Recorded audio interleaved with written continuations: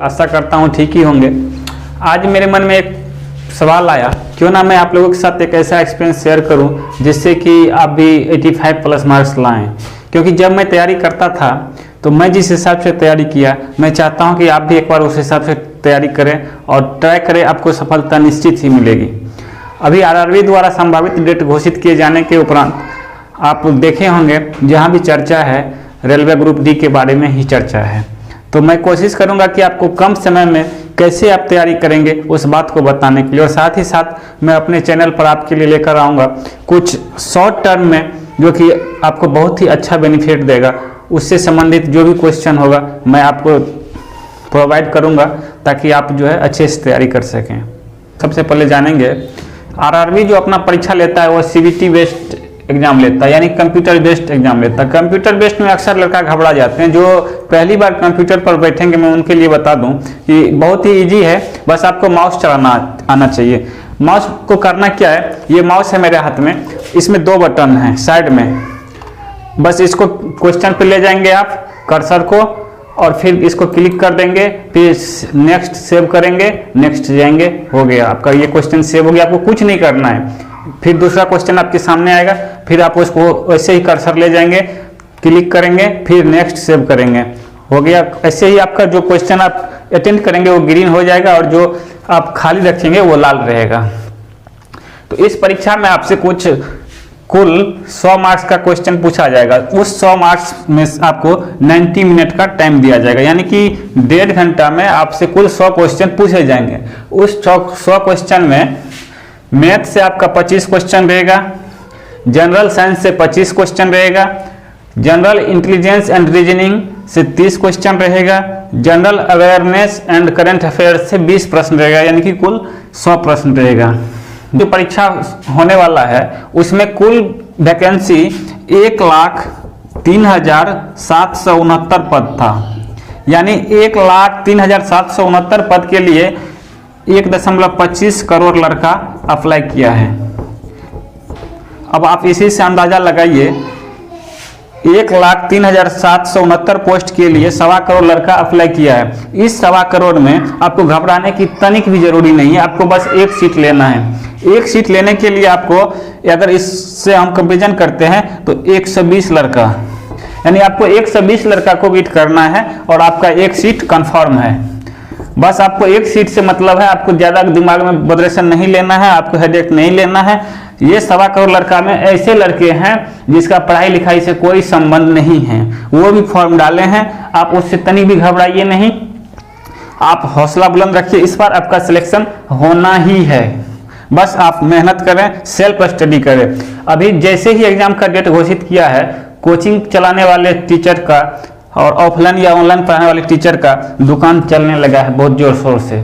तो मैं ये नहीं कहूँगा कि आप पढ़े नहीं, अभी आपके पास सेल्फ स्टडी का टाइम होना चाहिए। अभी आपके पास कहीं ट्यूशन अटेंड करने के लिए पर्याप्त टाइम नहीं है, इसलिए बाकी के जो 50 दिन बचा है, लगभग 60 दिन है, लेकिन मैं 10 दिन आपको इसलिए छोड़ रहा हूँ, घूमने फिरने में, रिश्तेदारी नाते में अक्सर वो चला ही जाता है। तो आप मान के चलो कि आपके पास 50 दिन बचा है।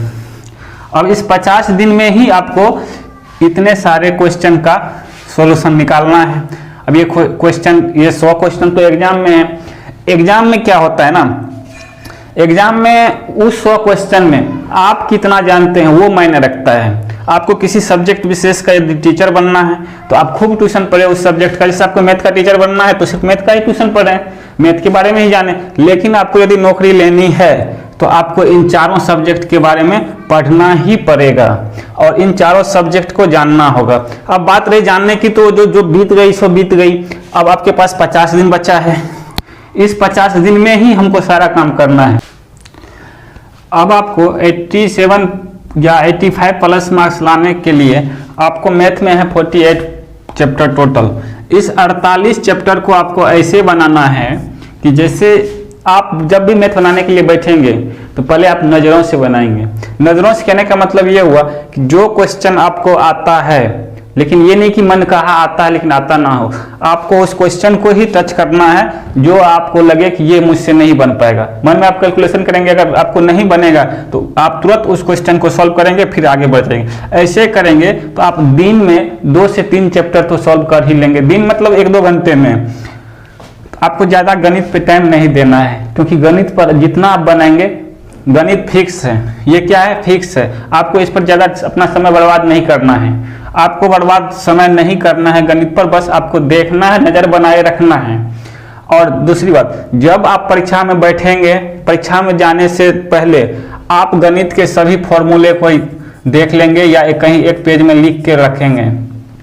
गणित के सभी फॉर्मूले को आप रिवाइज करते रहेंगे, देखते रहेंगे, चाहे आप सवाल बनाए नहीं या ना बनाए। अक्सर परीक्षा में लड़के फॉर्मूला भूल जाते हैं और वहीं से उसका 1 या 2 मार्क्स खत्म। तो आप क्या करेंगे?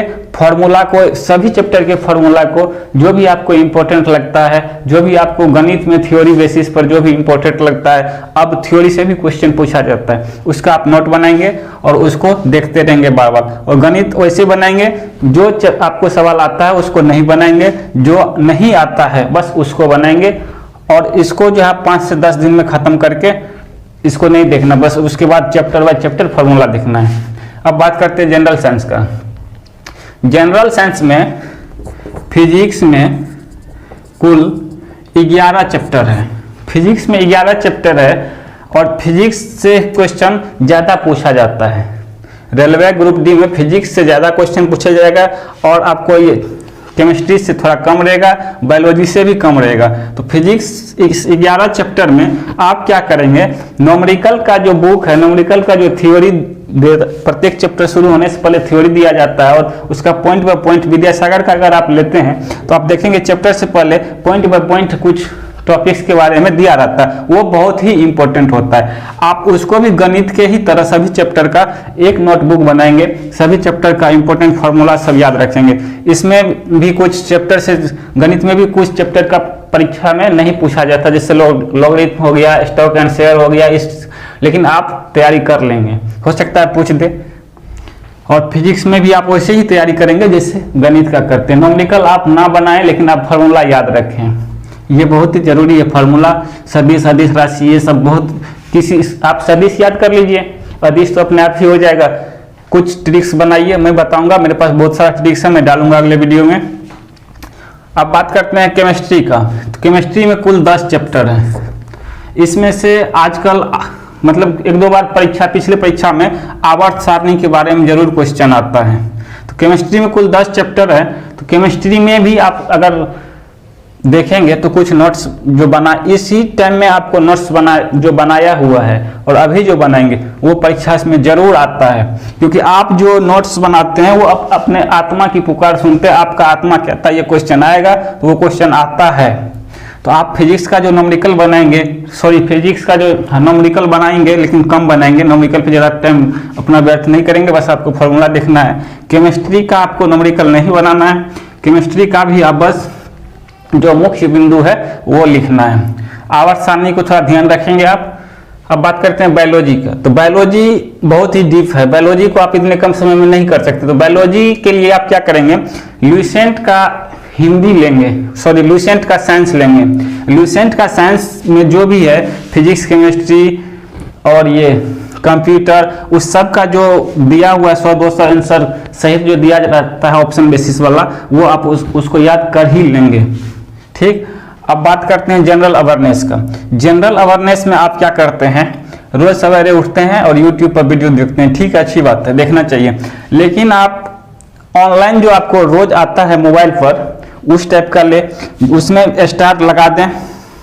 जैसे ऑनलाइन तैयारी वाले जो देता है उसमें आप स्टार वाला ऑप्शन है, उसमें जो आप पिछले महीना का 6 महीना का रहता है उसमें स्टार लगा लें। और उससे भी अच्छी बात, अगर आपके पास बुक है, मैं तो समान ज्ञान दर्पण को इसलिए बार बार बोलूंगा कि समान ज्ञान दर्पण से बहुत सारा क्वेश्चन जो है वो पूछा जाता है, क्योंकि ये सब जो विशेषज्ञ बैठ के बनाते हैं, कोई ये नहीं कि कोई एक सर छाप दिए हो गए, वहाँ बहुत सारे टीचर बैठते हैं, उसको पता है कि परीक्षा में कैसा पूछा जाता है और वही लोग लगभग में परीक्षा लेते भी हैं, सब जुड़े रहते हैं एक दूसरे से। तो आप क्या करेंगे? समान ज्ञान दर्पण यदि आपके पास 1 साल पीछे का है तो उसको जरूर देखेंगे। समान ज्ञान दर्पण में आप करंट अफेयर्स जो है, जो दिया जाता है उसका समसामयिक घटना, उसको देखेंगे। और परीक्षा में, प्रीवियस परीक्षा में जो पूछा गया, हाल की परीक्षाओं में, अभी तो परीक्षा हुआ नहीं कुछ कोरोना वायरस के कारण, तो हाल की परीक्षाओं में जो परीक्षा पूछा जाता है आप उसी को देखेंगे। तो आप इस टाइप से अगर तैयारी करते हैं तो मैं आपको ये जरूर कहूँगा कि आप 85+ मार्क्स ले आएंगे इन बचे हुए दिनों में। हाँ, मैं अब एक बार फिर ये कहूँगा कि आप अपना व्यर्थ का ट्यूशन पढ़ने के चक्कर में ना रहें, क्योंकि कोई भी सर आपको नौकरी नहीं दिला सकते। आपको नौकरी लेना है तो खुद पढ़ना है, खुद आपको तैयारी करना है, तभी आपको नौकरी मिलेगी, ना कि सर की वजह से। सेल्फ स्टडी से बढ़ के कुछ है नहीं। सर के चक्कर में ना रहें, आप अच्छे बुक रखें और बुक को पढ़ें, बुक से ही क्वेश्चन रहेगा, NCERT बेसिस पर पढ़ें। एग्जाम हॉल में आपको अधिक से अधिक क्वेश्चन अटेंड करने के लिए क्या करना है, सबसे पहले ऐसे क्वेश्चन को बनाना है जो आपको आता हो। मैं प्रिपेयर करूंगा आपको, मैं आपको कहूंगा कि सबसे पहले आप जीके, जीएस और करंट अफेयर्स बनाएं। सबसे पहले आप जीके, जीएस और करंट अफेयर्स बनाएं।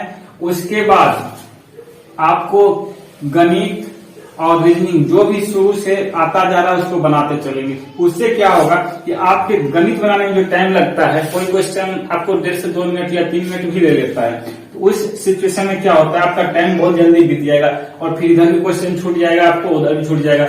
आपका यदि मूड फ्रेश रहता है उस टाइम, तो आप अधिक से अधिक अटेंड करने के लिए क्या करें, सबसे पहले जो भी गणित, रीजनिंग के अलावा जो भी है आप उसको सॉल्व करें।